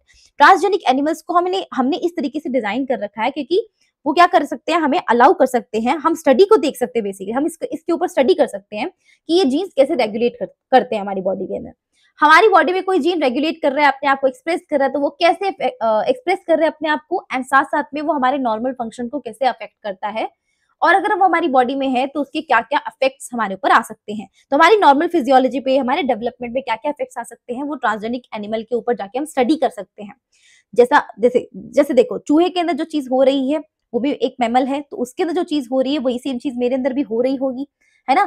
जैसे वो protein, जैसे वो gene उसके अंदर act कर रहा है, वही वैसे वो जीन मेरे अंदर भी एक्ट करेगा। तो ये हम स्टडी कर सकते हैं before entering that gene into the human body, actual human body. पहले हम चूहे में डालकर टेस्ट कर लेंगे, ये चीज हो जाएगी। दूसरा, study of disease, transgenic model of human disease such as cancer, cystic fibrosis, rheumatoid arthritis and Alzheimer exist. तो क्या है, ट्रांसजेनिक मॉडल है हमारे पास में जो ह्यूमन डिजीज जो होती है, जैसे कैंसर हो गया, सिस्टिक फाइब्रोसिस हो गया, रूमेटॉइड आर्थराइटिस हो गया, अल्जाइमर हो गया, इनके डिजीज को भी स्टडी करने के लिए बहुत ज्यादा हेल्पफुल होता है। तीसरा हमारे पास में बायोलॉजिकल प्रोडक्ट होते हैं, ये बहुत इंपॉर्टेंट है, यहाँ से सवाल आ सकता है, बहुत ज्यादा इंपॉर्टेंट है, याद कर लेना। बायोलॉजिकल प्रोडक्ट मतलब हमारे पास में एक अल्फा 1 एंटीट्रिप्सिन को हम प्रोड्यूस कर सकते हैं जो एम्फाइसीमा को ट्रीट करता है। एम्फाइसीमा एक बहुत ही ज्यादा बड़ी हम कह सकते हैं बहुत बेकार सी बीमारी होती है जो लंग से रिलेटेड होती है बेसिकली, ये है ना। और जो ज्यादा बहुत धूम्रपान करते हैं, जो बहुत ज्यादा सिगरेट वगैरह पीते हैं, तो उनको ये एम्फाइसीमा हो सकता है। अब एम्फाइसीमा को ट्रीट करने के लिए हम क्या करते हैं, अल्फा 1 एंटीट्रिप्सिन का यूज कर सकते हैं। ये एक बायोलॉजिकल प्रोडक्ट सुनो इसके, है ना, अल्फा 1 एंटीट्रिप्सिन का यूज कर सकते हैं। Same attempts are being made for treatment for the phenylketonuria and cystic fibrosis. Cystic fibrosis और फिनाइलकीटोन यूरिया के लिए भी हम ऐसे ही कुछ अटेम्प्ट्स लगा सकते हैं, कुछ ऐसे ही केमिकल प्रोडक्ट्स, कुछ ऐसी बायोलॉजिकल प्रोडक्ट निकाल सकते हैं जो कि इन बीमारियों को भी ठीक कर सके। 1997 के अंदर हमारे पास फर्स्ट ट्रांसजेनिक काउ प्रोड्यूस करी गई थी जिसका नाम था रोजी। ये रोजी आजकल फ्लाइंग बीस्ट का भी ब्रांड है, रोजी घी, है ना। तो रोजी जो है फर्स्ट ट्रांसजेनिक काउ जो थी 1997 के अंदर प्रोड्यूस करी गई थी। वो क्या करती थी, वो human protein alpha लेक्ट albumin 2.4 gram per litre milk के अंदर, रोजी गाउ के अंदर अगर आप देखोगे ना, गाउ रोजी काउ जो थी हमारे पास में, वो 1997 के अंदर ट्रांसजेनिक काउ थी। इसको इस तरीके से बदला गया था, ट्रांसजेनिक काउ बनाया गया था कि इसके दूध में वो प्रोटीन मिलता था जो हमारे ह्यूमन बीइंग के अंदर मिलता है। ह्यूमन बीइंग के मिल्क में जो प्रोटीन मिलता है अल्फा लेक्ट एल्बुमिन, वो सेम जो हमारे पास प्रोटीन मिलता है वो इसके अंदर मिलता है, ठीक है। तो ह्यूमन प्रोटीन इसके दूध के अंदर मिलता है, काऊ के दूध में, alpha lactalbumin, that is also 2.4 gram per litre. More balanced है for human babies and normal cow milk. अगर आप एक इंसान के बच्चे को या छोटे से बेबी को आप नॉर्मल काउ का मिल्क पिलाते हो और एक तरफ आप रोजी का मिल्क पिलाते हो, तो दोनों में फर्क है, ठीक है। वो बहुत ज्यादा बैलेंस्ड है रोजी वाला। तो आप रोजी, डेफिनेटली हम फ्लाइंग लिस्ट के ब्रांड का प्रमोशन नहीं कर रहे हैं यहाँ पर, है ना। रोजी का आप मिल्क जरूर पिलाएंगे बच्चे को, तो क्या होगा, वो ज्यादा बैलेंस्ड है, ठीक है। उसमें अल्फा लेक्ट एल्बुमिन होता है, 2.4 ग्राम पर लीटर होता है। नंबर 4, वैक्सीन सेफ्टी टेस्ट के लिए, कि अगर मान लो मैंने कोई वैक्सीन बनाई है तो उसका सेफ्टी टेस्ट करना पड़ेगा। जैसे कि मैंने पोलियो वैक्सीन बनाई, पोलियो वैक्सीन का सेफ्टी टेस्ट माइस में किया गया, चूहों में किया गया, है ना। And they could be replace the using of the monkeys. And अगर आपको लगता है कि भाई ठीक है, चूहों के अलावा भी हम मंकीज को भी यूज कर सकते हैं बेसिकली, अगर मुझे कोई वैक्सीन बनाई है, वैक्सीन का सेफ्टी टेस्ट मुझे करना है, तो मैं चूहों के अलावा इन फ्यूचर मंकीज को भी यूज कर सकती हूँ, अगर मंकीज मुझे रिलायबल लगा तो। ठीक है। पांचवा हमारे पास होता है केमिकल सेफ्टी टेस्टिंग। अगर मान लो known as toxicity safety testing, transgenic animals जो होते हैं वो ज्यादा सेंसिटिव होते हैं टॉक्सिक सब्सटेंस के प्रति। मान लो कोई भी केमिकल बनाया, टॉक्सिक केमिकल है वो, है ना, वो ट्रांसजेनिक एनिमल के अंदर मैं उसका सेफ्टी टेस्ट कर सकती हूँ, क्योंकि ट्रांसजेनिक एनिमल जो होते हैं वो ज्यादा सेंसिटिव होते हैं। नॉन ट्रांसजेनिक एनिमल को कोई फर्क ही नहीं पड़ता है, ट्रांसजेनिक एनिमल ज्यादा सेंसिटिव होते हैं। और टॉक्सिसिटी की जो टेस्टिंग होती है in such animals will allow us to obtain result in less time. कम टाइम के अंदर हमें पता चल जाता है कि ओके, ये जो हमने केमिकल बनाया इसका क्या रिजल्ट बन सकता है। तो ये टॉक्सिसिटी सेफ्टी टेस्टिंग जो होती है वो जनरली हमारे पास किसमें होती है, इन एनिमल्स के अंदर होती है, ट्रांसजेनिक एनिमल्स के अंदर। ठीक है। अब लास्ट आता है हमारे पास में एथिकल इश्यूज। एथिकल इश्यूज के अंदर भी एक एब्रिविएशन आता है GEAC, genetic engineering approval committee. बहुत इंपॉर्टेंट है, याद कर लेना सारे एब्रिविएशन। ये क्या करती है, इसको डिसीजन बनाने के लिए खड़ा कर दिया गया है, भैया तुम एक काम करो, जो जेनेटिकली मॉडिफाइड हमारे पास में ऑर्गेनिजम्स होते हैं, है ना, या हमारे पास में GM रिसर्च होती है, या सेफ्टी होता है, safety of introducing GM organism for the public services. अगर हम किसी पब्लिक को कोई सर्विस प्रोवाइड कर रहे हैं तो वहां पर हम GM organism, genetically modified organism का यूज कर रहे हैं, तो वो कितना हमारे लिए फ्रूटफुल है, क्या सेफ्टी है उसके लिए, है ना। तो इन सेफ्टी को चेक करने के लिए हमारे पास में क्या होता है, ये GEAC बनाई गई है। तो इन सब चीजों के डिसीजंस लेना, इन सब की पब्लिक सर्विसेज के लिए जो हम चीजें प्रोवाइड कर रहे हैं उसकी सेफ्टी को टेस्ट करना, ये सब GEAC के अंडर आ जाता है। बहुत सारी कंपनीज है और उन्होंने क्या करा, several companies of developed countries are being granted bio patents for products that people of developing and under developed countries have been using since time immemorial. देखो, बायो पेटेंट का मतलब, पेटेंट कराने का मतलब क्या होता है कि मान लो ये नोट्स मैंने बनाए हैं, ठीक है, ये नोट्स ऑब्वियसली मैंने हाथ से लिख के बनाए हैं। अभी क्या हुआ, इन नोट्स को कोई ले जाता है और वो कहता है कि ये नोट्स मैंने बनाए हैं, ठीक है, ये नोट्स मैंने बनाए हैं। अभी मैंने क्या कर दिया, इसमें पीछे ब्लूप्रिंट लगा दिया, सॉरी वाटरमार्क लगा दिया, एकता सोनी, ठीक है। अब क्या करेगा, कोई आके बोलेगा, अब कोई आके बोल भी नहीं सकता अनटिल और अनलेस वो भाई कुछ और तिगड़मबाजी ना करे, क्योंकि आजकल लोगों के दिमाग बहुत ज्यादा चलते हैं। लेकिन मुझे पता चल गया अगर किसी तरीके से कि भाई ये इंसान मेरे ही नोट्स ऐसे बोल रहा है कि ये मेरे नोट्स हैं, मैं वो कर रहा है ना, तो बेसिकली मैंने इसके अंदर जो वाटरमार्क लगाया है वो क्या कहता है कि दिस इज माई नोट्स, ये एक तरीके से मैंने पेटेंट कर लिया। हालांकि ये बहुत इररिलेवेंट सा एग्जांपल है, आजकल ऐसा टेक्निकल जमाने की दुनिया तो देखो अलग ही है। पेटेंट बेसिकली पेपर्स पे होता है, ये होता है कि भाई किसी डेवलप्ड कंट्री ने कोई भी प्रोडक्ट, मतलब मान लो कि किसी अंडर डेवलप्ड कंट्री ने या कोई भी प्रोडक्ट बनाया, जैसे हमने इंडिया ने कुछ चीज बनाई, हम डेवलपिंग कंट्री है, हमने कुछ चीज बनाई, हमने बहुत अच्छी चीज बना दी वो, और बाहर की कंट्री आती है और वो कहती है कि ये चीज तो हमने बनाई है, धोखे से वो चीज अपनी कह देती है वो उसको, बेसिकली इसका मतलब ये है। ठीक है, और बहुत टाइम से ऐसी चीजें हो भी रही हैं। 2 lakh variety of rice in India alone. India के अंदर हमारे पास में 2 लाख वेराइटी है राइस की। रिचेस्ट कंट्री है हमारे वर्ल्ड के अंदर, जिसके अंदर राइस की डाइवर्सिटी सबसे ज्यादा है, भिन्न भिन्न प्रकार के चावल मिलते हैं हमारे इंडिया के अंदर। 27 documented variety of basmati, 27 basmati की वेराइटी, जो कि बासमती क्यों इतना फेमस है, अपने फ्लेवर के लिए, अपने अरोमा के लिए, खुशबू के लिए और अपने फ्लेवर के लिए फेमस है, ये इंडिया में ग्रो करी गई 27। 1997 में एक कंपनी आती है, अमेरिकन कंपनी, वो क्या करती है, पेटेंट राइट ले लेती है बासमती का, जबकि बनाया किसने, हमने। कंपनी कौन सी, अमेरिका की, वो कहती है कि भाई हमने बनाया है, उन्होंने पेटेंट राइट ले लिया, और इंडिया के लोग इतने भोले भाले बेचारे, उनको पता नहीं पेटेंट क्या होता है, उन्होंने पेटेंट करा लिया। अब पेटेंट कराने के बाद तुम कितने चिल्लाते रहो कि ये मेरा है, मेरा है, मेरा, तुम्हारा नहीं हो सकता वो। तो Indian basmati was crossed with semi dwarf varieties and claimed as invention और अ नोवेल्टी। बेसिकली क्या हुआ कि इन इंडियन बासमती को ले जाया गया अमेरिकन कंपनी के द्वारा, पेटेंट कराया गया, और इन इंडियन बासमती का सेमी डॉर्फ वेराइटीज के साथ में क्रॉस करा दिया गया। भाई ओरिजिनल जो बासमती थी ना, उसका सेमी डॉर्फ वेराइटी के साथ में क्रॉस करा के और एक नया क्रॉप बना दिया चावल का, और बाद में बोल दिया गया कि हाँ ये तो हमने करा है। भाई तुमने क्या किया, तुम सब कुछ तो थाली में परोसा परासा मिलाया तुम्हें, है ना, तुमने खाली हल्का सा चेंज कर दिया यहाँ पर, और तुमने कह दिया कि हमने करा है ये। तो उन्होंने अपनी नोवेल्टी बता दी इसको कि हमने इन्वेंट करा है इसको, तो ये तो इन्होंने अपना क्लेम कर दिया कि हमारा इन्वेंशन है, हमने, हमारी नोवेल्टी है ये, हमारा कुछ है ये, है ना। लेकिन ऐसा नहीं है। एक और पॉइंट है कि several attempts has been made to patent on medicine and herbs of India. India के अंदर बहुत सारे हर्ब्स होते हैं, मेडिसिन होते हैं, मतलब बहुत सारे हर्ब्स होते हैं बेसिकली, एंड बहुत सारे यू नो हर्ब्स को एक्चुअली हम एज अ मेडिसिन यूज कर रहे होते हैं इंडिया के अंदर। टर्मरिक हो गया, हल्दी को कितना यूज करते हैं, नीम को यूज करते हैं, तो इनको इनके ऊपर भी बहुत सारे अटेम्प्ट लगाए गए हैं इनको पेटेंट करवाने के लिए, ठीक है। बायोपायरेसी के ऊपर बहुत सवाल आते हैं। बायोपायरेसी डायरेक्टली आपसे पूछी जाएगी क्या होती है। बायोपायरेसी का मतलब होता है कि use of bio resources by multinational companies and other organisation without proper authorisation from countries and people concern without compensatory payment. मान लो कि मैंने तुमसे कोई चीज ली, मैं तुम्हारे किसी भी रिसोर्स का यूज कर लेती हूँ, ठीक है, मैं तुम्हारे किसी भी रिसोर्स का यूज कर लेती हूँ, या कोई बड़ी बड़ी कंपनीज आती हैं, बड़े बड़े ऑर्गेनाइजेशन आते हैं, वो छोटे से इंसान को क्या ही कर लेगी, वो छोटा सा इंसान उस बड़ी कंपनी के आगे। मैंने तुम्हारी चीज ले ली, अब बिना तुम्हारे से आते हुए कोई डिस्कशन करा, ना पेपर वर्क करा, ना मैंने तुम्हें बोला कि हाँ भाई मैं तुम्हारी चीज ले रही हूँ, कोई ऑथराइजेशन प्रॉपर नहीं लिया तुम्हारे से, तुमसे कोई बात ही नहीं करी, कंसर्न ही नहीं करा, मैं आई और मैंने तुम्हारी चीज को अपना कहना स्टार्ट कर दिया, और उसके बदले में मैंने तुम्हें कोई ना तो क्रेडिट दिया, ना मैंने तुम्हें पेमेंट करा।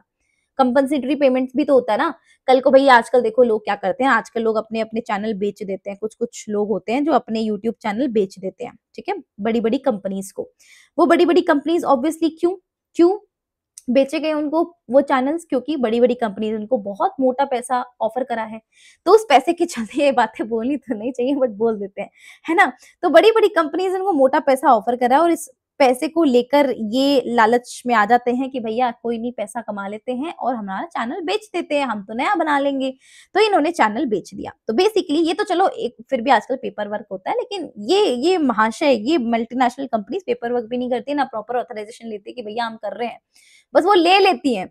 और चैनल ले लिया तो चैनल लेने के बाद पैसा भी तो दो, है ना, तभी तो तुमको बेचा चैनल। तो यहाँ तो ना तो तुम्हारे से बात करी जा रही कि हम तुम्हारा प्रोडक्ट ले रहे हैं, ना ही तुम्हें पैसा दिया जा रहा है उस चीज का कि भाई हमने तुम्हारा प्रोडक्ट ले लिया तो तुम एक काम करो, पैसा रखो अपने पास पे, कंपनसेटरी पेमेंट है वो भी नहीं रखी जा रही। तो बायोपायरेसी होती है एक तरीके की चोरी। बायोपायरेसी को फैंसी लैंग्वेज में चोरी को बायोपायरेसी बोल रखा है। बायो रिसोर्सेज का यूज करना, बायो रिसोर्सेज का यूज करना, इसलिए बायोपायरेसी, ठीक है। अब बात करते थे, Indian parliament has recently cleared the second amendment of Indian patent bill that takes such issues into the consideration। अब ऐसे इश्यूज बहुत ज्यादा हो रहे हैं, तो इंडियन पार्लियामेंट ने अभी अभी रिसेंटली सेकेंड अमेंडमेंट जारी किया है इंडियन पेटेंट बिल के लिए, और इसलिए इन सारे इश्यूज को यहाँ पर एड्रेस किया जाएगा। ये एब्रीवेशन मैंने यहाँ पर बॉक्स में बनाकर लिख रखा है, GMO genetically modified organism, BT रेस्टोरेंजेंसिस, RNA interference, ADA adenosine deaminase, polymerase chain reaction PCR, ELISA enzyme linked immunosorbent assay and GEAC genetic engineering approval committee। ठीक है जी। तो इन नोट्स को अच्छे से पढ़ लो। देखो कितना जल्दी जल्दी हमने इस पूरे चैप्टर को रिवाइज भी कर लिया नोट्स के थ्रू। अगर हम एनसीईआरटी की लाइन बाय लाइन, हालांकि आप रीड कर सकते हो, जबकि इतना कोई खास जरूरी भी नहीं है। अगर आप करना चाहो तो डेफिनेटली करो, अगर आपके पास टाइम बचा हुआ है तो डेफिनेटली मैं तो कहती हूँ करो, क्योंकि देखो एनसीईआरटी तो एक एनसीईआरटी है, हम जितनी बार रिवाइज करते हो नई नई चीजें मिलती रहती है। लेकिन अगर आपके पास टाइम नहीं बचा है तो आप इन नोट्स को पढ़ के आराम से जा सकते हो, आपका काम बिल्कुल सॉर्टेड है। हर एक चीज मैंने इंक्लूड करी है एनसीईआरटी की, आप चाहे पढ़ के देख लो, पता चल जाएगा, ठीक है। तो ये सारा टॉपिक था, ये सारा चैप्टर था हमारा कंप्लीट हो गया एकदम से। I hope you like this session and I hope आपने जेनेटिक आई होप कि आपने बायोब्रीफ की सीरीज बहुत अच्छे से फॉलो करी होगी। आने वाले जो और लेक्चर्स, हमारे लास्ट यूनिट हमारी बची हुई है, that is unit number 5 ecology, 3 छोटे छोटे चैप्टर्स है, जल्दी से डाल देंगे। एंड पीवाईक्यू सीरीज इसके बाद आने वाली है, एंड इसके बाद बहुत ही amazing fast revision 10 minutes 15 minutes के अंदर हम फटाफट पूरे चैप्टर को रिवाइज कर देंगे, वो भी रिवीजन सीरीज आएगी। अगर आपको 30 to 50 मिनट के अंदर पूरा चैप्टर रिवाइज करना है तो डिस्क्रिप्शन बॉक्स के अंदर एक प्लेलिस्ट का लिंक है जो मेरा रैपिड रिवीजन लिंक है, उसको जाएंगे फटाफट से देखेंगे एंड वो रिवीजन सीरीज भी आप देख सकते हैं। साथ साथ में अगर आप इसकी एग्जाम के बाद में नीट एग्जाम की प्रिपरेशन करेंगे 12th के बाद में, तो नीट के लिए हमारा एक चैनल है अलग से जिसका लिंक डिस्क्रिप्शन बॉक्स में है, इस चैनल को जरूर सब्सक्राइब करिएगा। नीट के लिए बहुत अमेजिंग कंटेंट, स्ट्रैटेजी, टिप्स जो भी चाहिए सब कुछ वहां पे आएगा। स्टडी टारगेट्स भी इवन हम नीट के लिए स्टार्ट करेंगे, तो डिस्क्रिप्शन बॉक्स में लिंक है, प्लीज जाके जरूर ज्वाइन करिएगा नीट के लिए, ठीक है। चलिए, so I wish you all the very best. On that note, Ekta Soni signing off for the day. Thank you so much for watching this video. Please subscribe करके रखिएगा, क्योंकि आपको यहाँ पर 12th के साथ भी हूँ मैं आपके, और 12th के बाद में भी हूँ। आपको करियर एडवाइस भी यहाँ पर आती रहेगी, और साथ साथ में 12th के बायो के एग्जाम में जो भी चीजें रिक्वायर्ड, आपको इंपॉर्टेंट क्वेश्चन, हर चीज इस चैनल पे आने वाली। तो चैनल को सब्सक्राइब जरूर करिएगा, और अपने जूनियर्स को भी रेकमेंड करिएगा। इतना सा अगर आप करके चले जाते हैं तो बहुत हमारे लिए हो जाता है कि भाई ठीक है, चलो रेकमेंड कर रहे हो आप, ठीक है। चलिए, thank you so much for watching this lecture. मिलते हैं नेक्स्ट वीडियो के अंदर। Till then, bye bye.